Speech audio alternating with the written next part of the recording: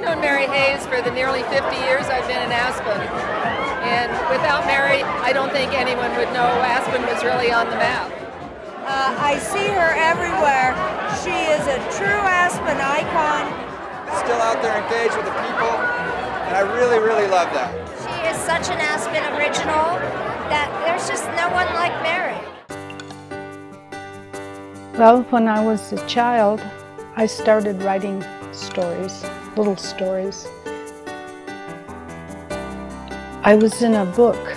It was called Adventures in Science with Jane and Paul. And that I decided then and there I was going to be a writer and photographer. So many of the great writers have come up through newspapers. I interviewed all kinds of people. They're all wonderful stories about this town and the people who lived here, the people that made this town. Mary Eshbaugh Hayes looks at Aspen through her signature pie-shaped glasses. Her 35mm camera captures a moment in time.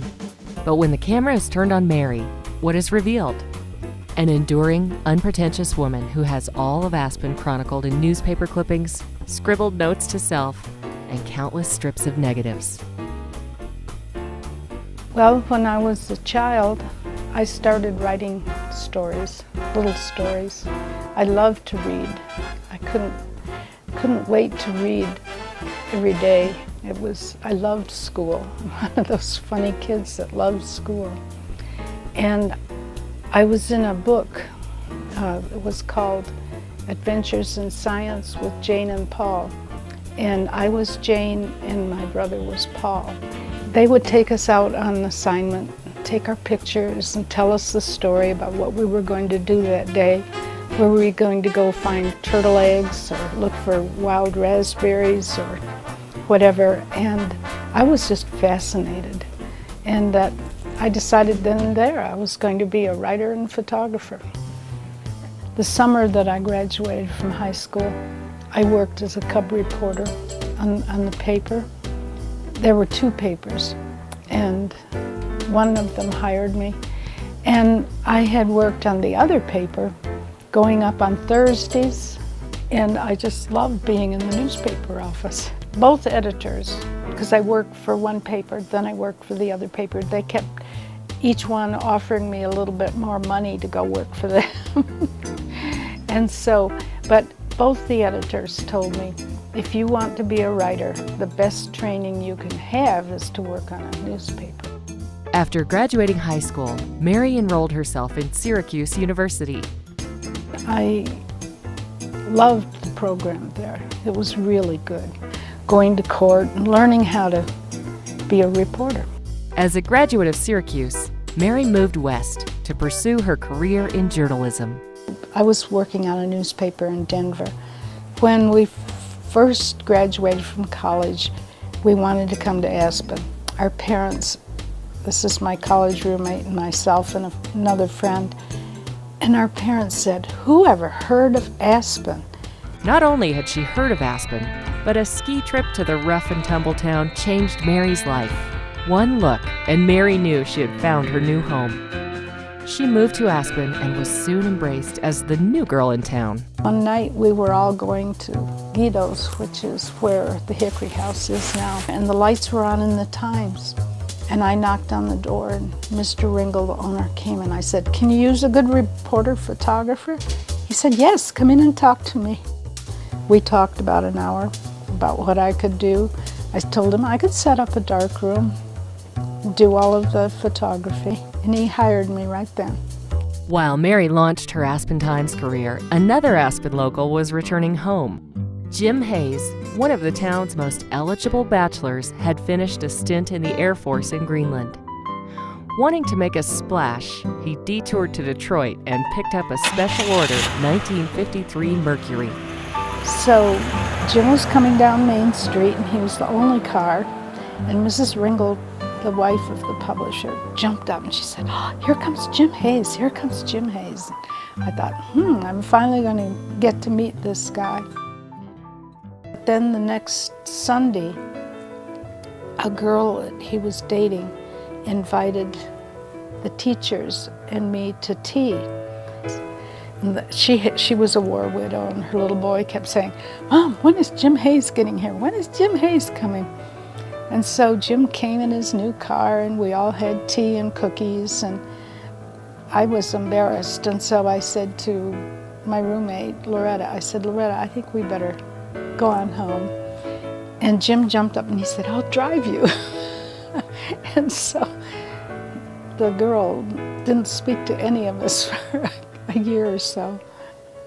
I've always been afraid of heights, so the chairlift scared me to death.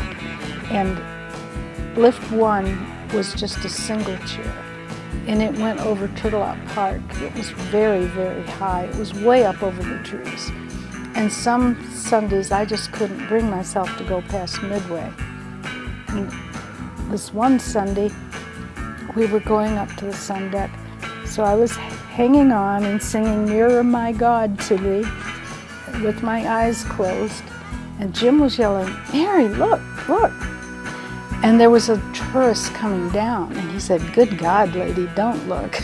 So then I had to look, and there was Jim hanging over Turtleout Park by his knees, and I was terrified. And he tells people that the first time he met me, he knew he was going to marry me. We were so poor, and we used to worry about, you know, how the kids felt about it. They had kind of a crazy upbringing. On a Sunday, we would all paint. He would come home for the weekend, and we'd set up easels, and the kids would all paint. So they grew up, and we always had clay for them. They made clay things, they painted, they did a lot of scissor work. They helped me in the darkroom. They're all good photographers. That's Clayton and Bates out watching the sheep go by. That's just such a great picture. I've got 5 doubles, glossy, no borders. I have done the Around Aspen for 50 years. I only took 5 years off when the kids were little. Because after I quit the paper, I worked for Aspen magazine, Destination magazine, Sojourner magazine, and basically did historical kind of thing and interviews. Mary's written words and images were not limited to the weekly paper.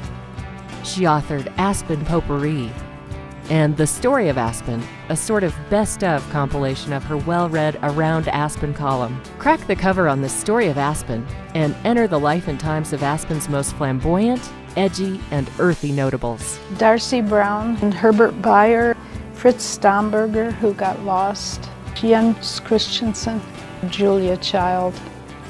Mrs. Pepke, she said, "I've been waiting for you. When were you ever going to ask me?" And then another one was Andy Warhol. Then Earl Biss was a famous Indian artist.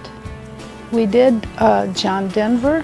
He was so funny. He came and on his motorcycle for the interview. I interviewed all kinds of people, ranchers, artists, writers. I still have boxes and boxes of interviews. I could only put so many in the book. Mary Eshbaugh Hayes is ageless. Her authentic and unaffected sensibility cannot be put on. It just is. Wife, mother, writer, and photographer. The images and printed words of Mary Eshbaugh Hayes are Aspen. Jim and I wanted a lifestyle that was what we have. A place where we could work and be ourselves and grow in our careers. And Aspen offered us that.